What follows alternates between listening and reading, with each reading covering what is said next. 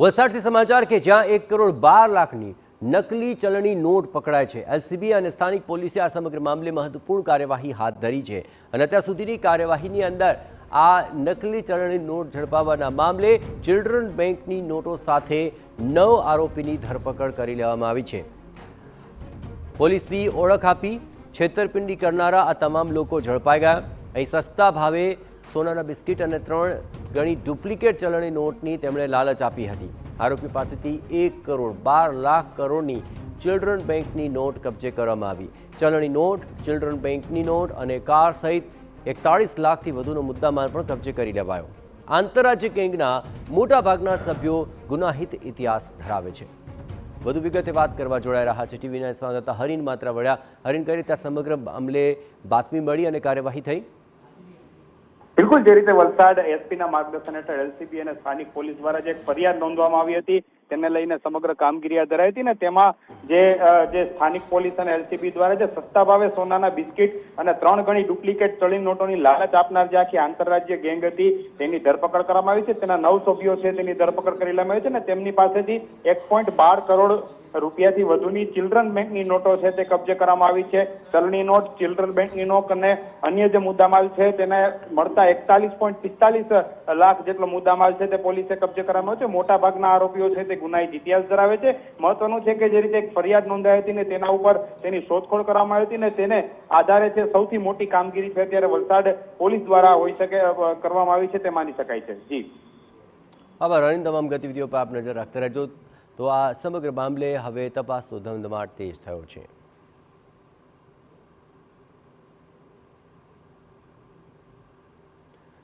તો વલસાડના એસપી કરણરાજ વાઘેલા આપણી સાથે જોડાયા છે।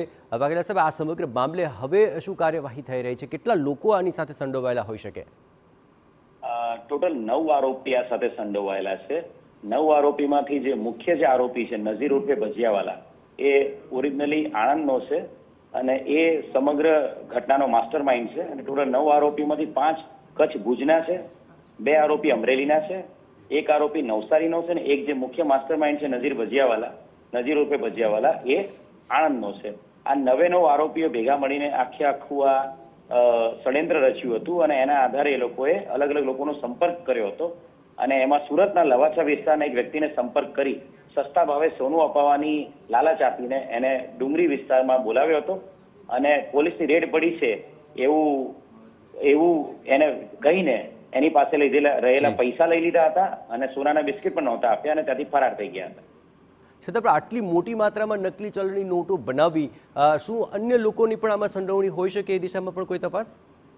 હાલના તબક્કે જે આરોપીઓ પકડાયા છે, જે ટોટલ 9 આરોપી 3 ગાડીઓમાં પકડાયા છે, એમની પાછળ બીજા ભુજ વિસ્તારના જે ભુજમાંથી 5 આરોપી આવ્યા હતા એની સાથે અન્ય કોઈ ભુજની કોઈ ગેંગ સંડોવાયેલી છે કે નહીં એની તપાસ હાલ ચાલુ છે અને એ લોકો પાસેથી આજે ચિલ્ડ્રન બેંકની ટોટલ 1 કરોડથી વધુ નોટો પકડાયેલી છે અને નકલી જે સોનું છે સસ્તા દરે સોનું આપવાની સાથે સાથે એ લોકો 1 કા 3 એટલો મતલબ છે કે 10 લાખ રૂપિયા કે 20 લાખ રૂપિયા તમે ઓરિજિનલ આપો, એની સામે તમને નકલી પૈસા 3 ગણા આપે અને એ તમે પછી સામેવાળો વ્યક્તિ છે એ બજારમાં ઉપયોગ કરી શકે અને એવી રીતે લોકોને બોલાવીને નકલી પૈસા સામે આપવાની એને લાલચ આપીને એ લોકો બોલાવતા હતા અને એના આધારે અસલી જે પૈસા લઈને કોઈ પણ વ્યક્તિ આવે ત્યારે પોલીસની રેડ પડી છે એ પ્રકારે નકલી જે પોલીસનું યુનિફોર્મ પહેરીને એમના જ ગેંગનો એક માણસ આવી જાય અને પછી એ ભાગી જાય બધા અને ફરિયાદીને રસ્તામાં ગાડીમાંથી ઉતારી દેતા હતા।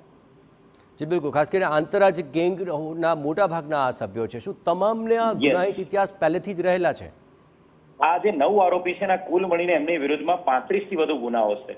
એમાં જે મુખ્ય મામદ ઉર્ફે મજીદ આરોપી છે એની વિરુદ્ધમાં 18 જેટલા ગુના છે। આંતરરાજ્ય ગુનાઓ એમની વિરુદ્ધમાં મહારાષ્ટ્રના પુણેમાં પણ એ લોકો વિરુદ્ધમાં ગુના અને મહારાષ્ટ્રના નવગઢ પોલીસ સ્ટેશનમાં પણ ગુનાઓ દાખલ થયેલા છે અને એમાં જે એક આરોપી છે ઇરફાન યુનુસભાઈ વાઘેલા, જે અમરેલીનો છે, એ મર્ડર કેસના ગુનામાં જેલમાંથી ફરાર આરોપી છે। એટલે તમામ આરોપીનો છેતરપિંડી, ઢાળ, લૂંટ સાથે સાથે રેપ કેસ અને મર્ડર કેસના ગુનાઓ પણ આ લોકો વિરુદ્ધમાં દાખલ થયેલા છે। ખૂબ ખૂબ આભાર વાઘેલા સાહેબ ટીવી9 સાથે વાતચીત કરવા બદલ। તો મોટા ભાગના જે આરોપીઓ પકડાયા છે તે ગુનાહિત ઇતિહાસ ધરાવે છે। આ પહેલાં પણ અનેક ગુનાઓની અંદર તેમની સંડોવણી સામે આવી રહી છે અને આ સમગ્ર મામલે કરોડોનું જે ચલણી નોટો બનાવવાનું આ કારસ્તાન છે તેમાં અન્ય લોકોની પણ સંડોવણી હોઈ શકે એ દિશામાં પણ પોલીસ તપાસ કરી રહી છે।